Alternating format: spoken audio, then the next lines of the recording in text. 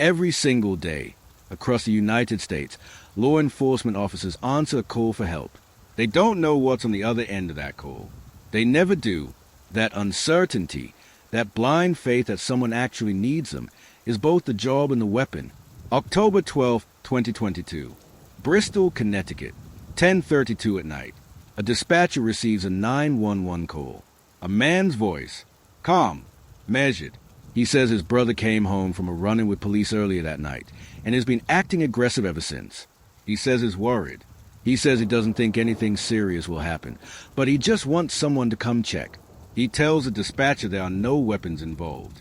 It sounds exactly like hundreds of domestic concern calls that police departments receive every single night across America. Worried family member. Agitated brother. Nothing too alarming. Just a check. Bristol Police Dispatch sends 3 officers. Lieutenant Dustin DeMonte, Sergeant Alex Hamzy, Officer Alec Urato. They arrive at 310 Redstone Hill Road at approximately 10:40 p.m. They go to the side door of the house. Nathan Brutcher, the brother described in the 911 call, comes to the door. Officers ask him to show his hands and step outside. As Nathan steps out, the shooting starts. It does not come from the front. It does not come from Nathan. It comes from a bush on the lawn of a neighboring property, hidden, positioned, and waiting. The man in the bush is wearing camouflage. He is armed with an AR-15 style rifle, and he has been out there since before the officers arrived. He fires more than 80 rounds. Sergeant Alex Hamzy goes down at the scene. He dies where he falls. Lieutenant Dustin DeMonte is hit 6 times. He makes it to the hospital. He does not survive. Officer Alec Urato takes a bullet to the leg. Wounded, bleeding, he drags himself behind the police cruiser. He steadies himself, and with one shot from his service pistol, he ends the attack. The man in the bush was Nicholas Brutcher. He was 35 years old. He was the same man who made the 911 call. The same man whose calm voice had told the dispatcher that everything was probably fine, that there were no weapons involved. He had made the call at 10:32. He had been dressed and armed and in position in that bush within 30 minutes of getting home from the traffic stop that had set him off earlier that evening. He had planned the call. He had prepared the killing ground. He had waited. This was not a crime of passion. This was an execution using America's emergency response system as a delivery mechanism. And Bristol, Connecticut, a small New England city of about 60,000 people, nicknamed the All Heart City, would never be the same. Right now, before we go any further, comment below. When you hear that a 911 call was fake and used to lure officers, what's the first thing that goes through your mind? I want to hear from you. Today's video is about exactly this. The trap, the calculated, deliberate use of the very system designed to protect people as a weapon against the people who run toward danger. We have 3 documented cases from 3 different states. 3 different killers with 3 different motivations. But one thread that connects them all, every single one of them picked up a phone, dialed 911, lied, and waited for the badge to come to them. By the end of this video, you will have the full story of every case, every decision that was made, every life that was lost or almost lost, and the question that every single one of these cases demands an answer to, which is not just, why did they do it, but how is this still happening, and what does it cost us every time it does? Aerial footage of Bristol, Connecticut. Flags at half-staff outside the Bristol Police Department. Bristol, Connecticut. The night that broke the All Heart City. The night it all started, hours before the call. To understand what happened at Redstone Hill Road, you have to go back to earlier that same evening. Because October 12, 2022 did not begin as a night anyone thought would end in murder. Nicholas Brutcher and his younger brother Nathan had been planning a relatively ordinary Wednesday evening. Nicholas intended to perform stand-up comedy at the open MIC night at a bar called Bleachers in Bristol. He and Nathan had been drinking at home before they even left the house.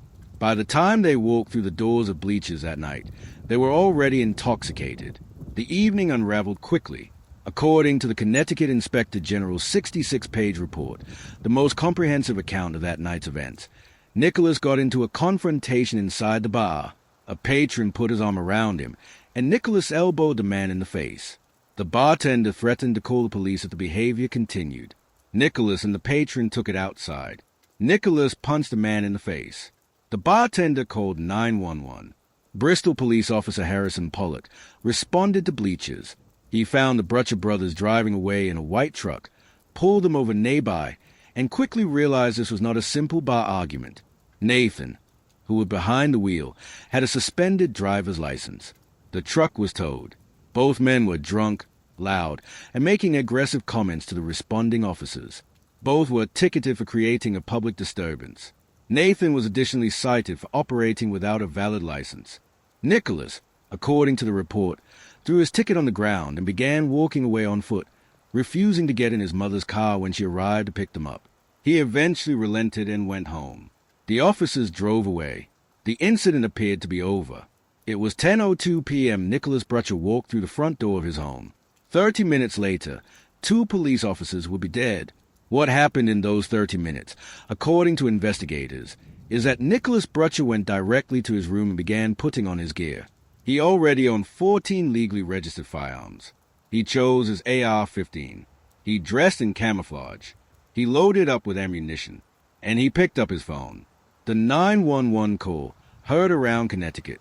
At 10:32 p.m., Nicholas Brutcher called Bristol 911. His voice, according to those who later heard the recording, was strikingly calm. He told the dispatcher his brother Nathan had gotten into an altercation with police officers early in the evening and had been out of control since coming home. He said his brother was being aggressive with everyone around him. He said he was concerned. When the dispatcher asked whether any weapons were involved, Nicholas said no. He gave the address, 310 Redstone Hill Road, and he waited. According to the Inspector General's report, by the time he ended that call, Nicholas had already exited the house and positioned himself in a bush on the property next door, his parents' property, directly neighboring the house where Nathan was. He had 4 angles he could shoot from. He had an unobstructed view of the side door where he knew the officers would approach. He had more than 900 rounds of ammunition with him. Lieutenant Dustin DeMonte, Sergeant Alex Hamzy, and Officer Alec Urato were dispatched to what their call screen showed as a domestic concern between 2 brothers. Standard call. They arrived at 10:40 p.m. They went to the side door. Nathan Brutcher came to answer it. The ambush, 80 rounds in the dark.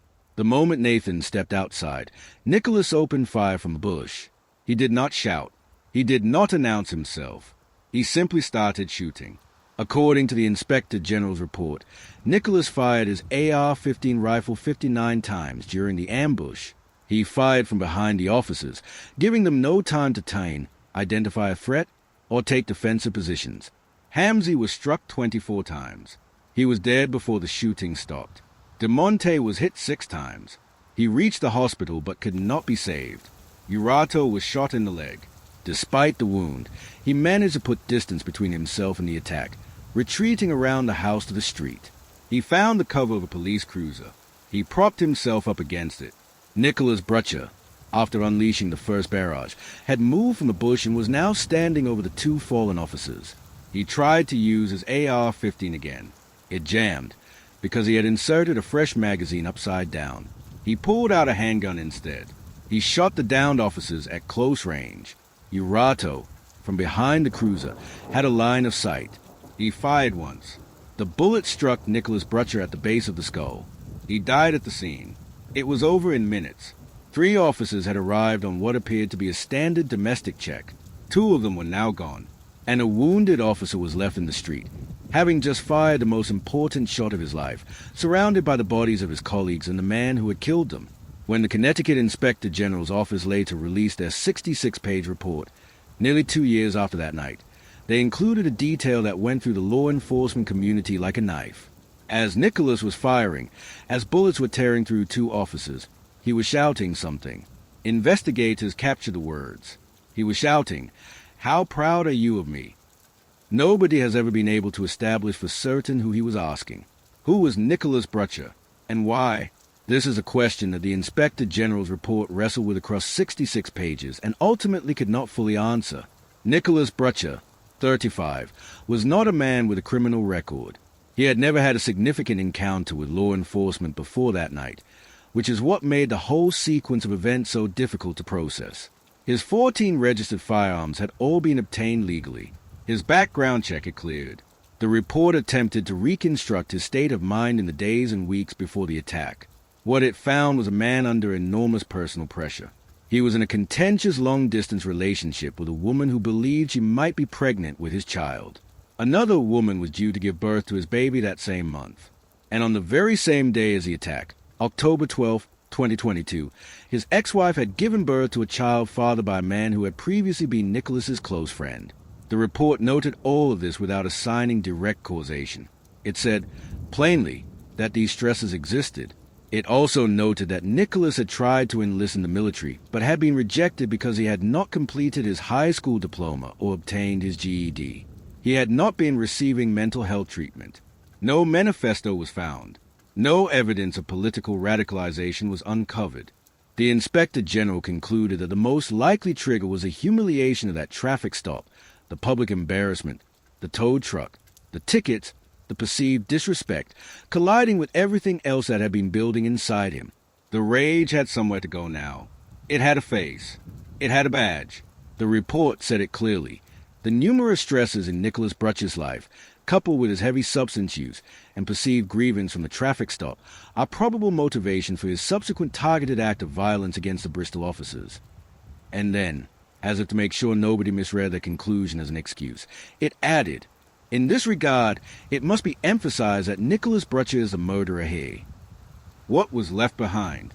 Sergeant Alex Hamsey was 34 years old. He had been with the Bristol Police Department for 8 years. He was a husband. He was survived by his wife, Katie. Lieutenant Dustin DeMonte was 35 years old. A 10-year veteran of the Bristol PD, he was also a school resource officer at 2 Bristol schools and an advisor for the Police Explorer Cadet Program, the program that introduces young people to the possibility of a career in law enforcement. He had received a Silver Star. He had been named co-recipient of Officer of the Year in 2019. He was married to Lori. He had 2 children. And at the time he died, there was a third on the way. Officer Alec Urato, 26, spent weeks recovering from his injuries. When he was released from the hospital, first responders lined the streets to cheer him out. The Connecticut Inspector General formally concluded that Urato's use of force was fully justified under state law. His single shot from behind a cruiser, wounded and alone in the street, had ended the attack. Bristol Police Chief Brian Gould stood before cameras the morning after and said they answered a call to duty, and they responded without hesitation. And that's what they did every night before that. Comment below. When you hear about Officer Urato, wounded, alone, and still firing that single shot, what word comes to mind? I'll be pinning some of your answers at the top of the comments. 2 more traps, 2 more stories. Bristol is a case that defines this conversation, but it is not the only one, and the pattern it represents, the 911 system weaponized against the people running toward it, is not an isolated Connecticut phenomenon. It is a documented, recurring, and increasingly studied threat to law enforcement across the country. Let's go to South Carolina first, and then to Washington State, because both of these cases add something critical to the picture. Case 2, Columbia, South Carolina, the kill zone with a map. August 3rd, 2022, pre-dawn, 5:30 in the morning, Northeast Columbia, South Carolina, a quiet subdivision called Carriage Oaks. The Richland County Sheriff Department receives 2 911 calls, placed back-to-back, from the same male caller. The man says he has heard a woman screaming for help. He gives an address, 216 Carriage Oaks Drive. He says she sounds like she's in danger. He sounds concerned. 3 deputies are dispatched. Deputy Joseph Shannonhouse, Master Deputy Jansen Bell, Deputy William Beck. They arrive at the address. They knock. A woman answers the door. She is confused. She tells them nothing is wrong. She did not call 911. She is not being attacked. She has no idea why police are at her door at 5:30 in the morning. The deputies thank her. They turn around. They start walking back toward their vehicles. The shooting starts as they leave. A bullet tears through the passenger window of Deputy Shannonhouse's vehicle, hits the dashboard, and explodes a window inward. Shattered glass tears into his face and eyes. He keeps driving, training kicking in, and gets himself out of the line of fire. Bell and Beck take cover. None of the 3 deputies fire back. They cannot see where the shots are coming from. Additional deputies flood into the neighborhood. They establish a perimeter. They search the surrounding properties. And in the driveway of a home neighboring the one where the woman had answered the door, they find a body. A 25-year-old man named Frederick Westfall. He is dead of a self-inflicted gunshot wound. He is wearing full tactical gear. An assault rifle is next to him. Frederick Westfall had made 2 fake 911 calls to get deputies to come to that street. He had dressed himself in tactical equipment before dawn. He had positioned himself outside, in the dark, with a rifle, and he had waited for them to show up and then tried to kill them. As investigators went through the scene and then through Westfall's home, what they found was more disturbing than the attack itself. Inside the house, over 900 rounds of ammunition, and a hand-drawn map. The map showed Westfall's house and the surrounding properties.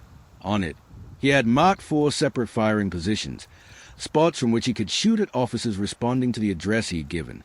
He had calculated the angles. He had thought through the geometry of the kill. He had planned it the way you plan something you intend to actually execute. At the bottom of the map, below the firing positions and the tactical notes, he had written 2 words and drawn a symbol next to them. The words were, "Dead pigs." There was a smiley face next to them. Richland County Sheriff Leon Lott stood at a podium that morning and did not soften his words. This was an ambush, he said. Nothing more than an ambush to kill cops. When asked about Westfall's motive, his criminal history, his connections to any extremist groups, any previous interactions with law enforcement, the sheriff had almost nothing to offer. Westfall had no criminal record. He had no documented history with law enforcement. He had no manifesto. There was no evidence of online radicalization. He had tried to join the military at some point, but had not qualified because he did not have a high school diploma or GED. The sheriff said simply, "We don't know why he wanted to kill deputies of the Richland County Sheriff's Department. We'll probably never know. Probably only the dead person, and the devil knows why he did what he did today." 900 rounds of ammunition, 4 firing positions drawn on a map, 2 fake 911 calls placed before sunrise, and a smiley face. A man who had never once appeared on law enforcement's radar had spent an unknown amount of time planning a mass killing of police officers and then executed the plan at 5:30 on a Wednesday morning in a quiet neighborhood where people were asleep in their beds.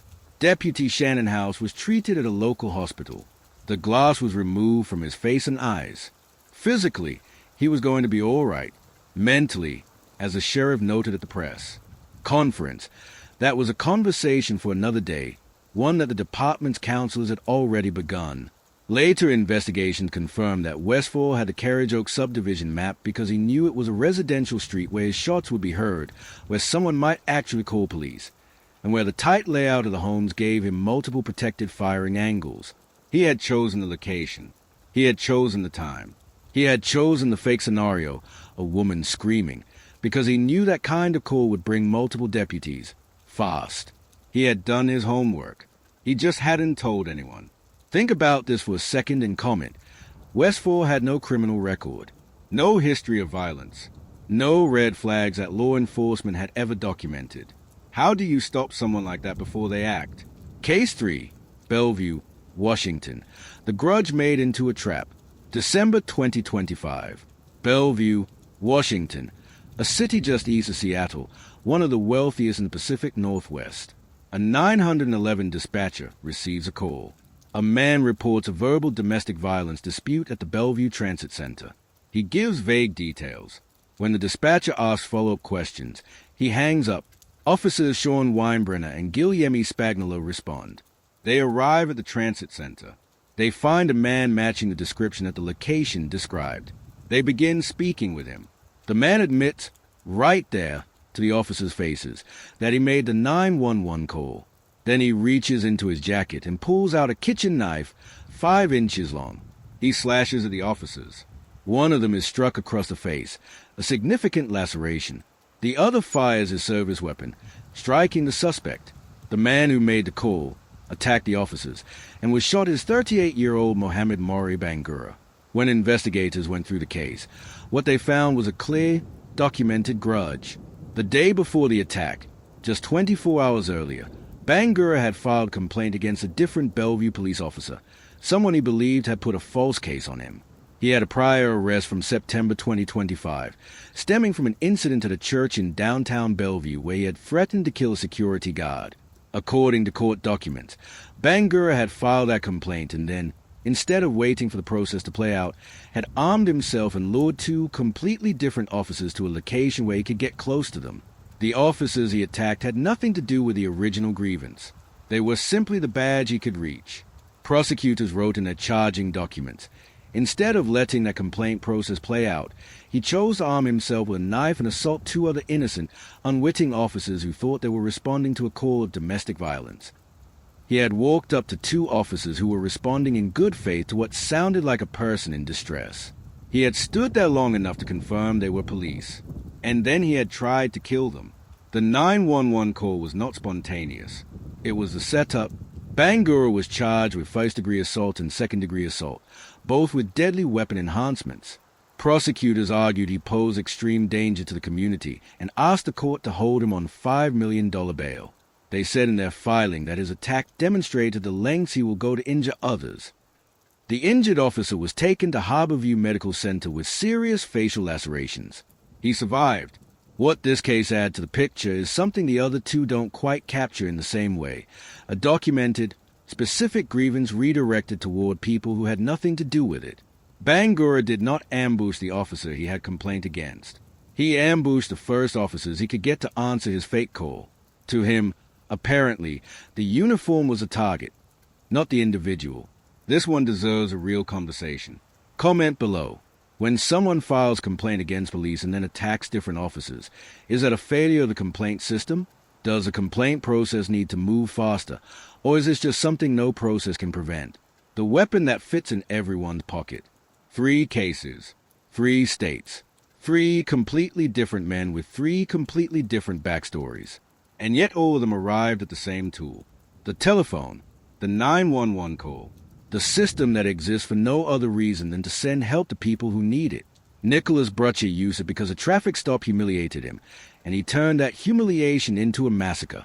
Frederick Westfall used it because something inside him, something investigators have never been able to name, decided that killing police officers was a goal worth planning for, and that a fake emergency call was the most reliable way to bring them to him. Mohammed Bangura used it because he had a grievance against one officer and chose to express that grievance by ambushing 2 others. 3 motivations, 3 plans, but 1 method, because the method works. Here is the data that sits underneath all of these individual stories. According to the National Law Enforcement Officers Memorial Fund, in 2023 alone, just 1 year, 138 law enforcement officers were shot in ambush-style attacks in the United States. 20 of those officers died. The data shows that ambush-style attacks are more lethal than almost any other category of threat officers face. They kill at a higher rate precisely because officers have no time to prepare, no warning, no ability to assess and respond before the shooting starts. The 9/11 trap is the most lethal form of that ambush because it doesn't just eliminate the element of preparation. It weaponizes the officer's own training against them. Everything they are being taught tells them to respond quickly, to assume the call is real, to get there as fast as possible. That instinct, that professional reflex, is what a 911 trap exploits. Think about what that means. The qualities that make someone a good police officer, the urgency, the willingness to run toward the unknown, the instinct to help, are the exact qualities a 911 trap turns into vulnerabilities. So what can be done? This is not a simple question. Law enforcement has been grappling with it increasingly over the past several years, as the data on ambush attacks has risen. Some departments have adjusted their tactical approach to certain call types, particularly late-night domestic calls to residential addresses. Some have implemented what they call a slow roll approach, where officers do not race to certain calls the way they once did. Some have started using body camera data and call history to flag addresses with potential threat indicators before officers arrive. But the core problem resists easy solutions, because you cannot verify a 911 call in real time with any reliability, because the system is built on the assumption of good faith, because the vast majority of 911 calls are genuine, and because the moment you build too much caution into the response, you build in delay, and delay in a real emergency costs lives too. Former law enforcement officials who have studied this issue say the answer has to come from multiple directions at once. better mental health infrastructure so that people in crisis have somewhere to go that isn't a police call, better community early warning systems for people who are showing signs of escalating behavior, and honest, difficult conversations at the national level about the rising tide of anti-law enforcement sentiment that creates the psychological permission structure for attacks like these. Because here is what all three of these men shared beyond the method. All three of them had decided, at some point, that it was acceptable, even satisfying, to kill or seriously harm a police officer. That the badge was a target, not a person. That the uniform deserved what was coming. Nicholas Brutcher shouting, "How proud are you of me?" as he stood over the officers he had just shot. Frederick Westfall drawing a smiley face on his kill zone map. Mohammed Bangura calmly admitting to the officers' faces that he made the fake call right before he pulled the knife. These are not the actions of men who were conflicted. They were proud of themselves. That is a part of this story that should keep us all awake. Dustin DeMonte was 35 years old. He was going to be a father of 3. He had given 10 years to the Bristol Police Department. He had mentored kids through the Police Explorer program. He was, by every account, the kind of officer that makes the whole institution something worth defending.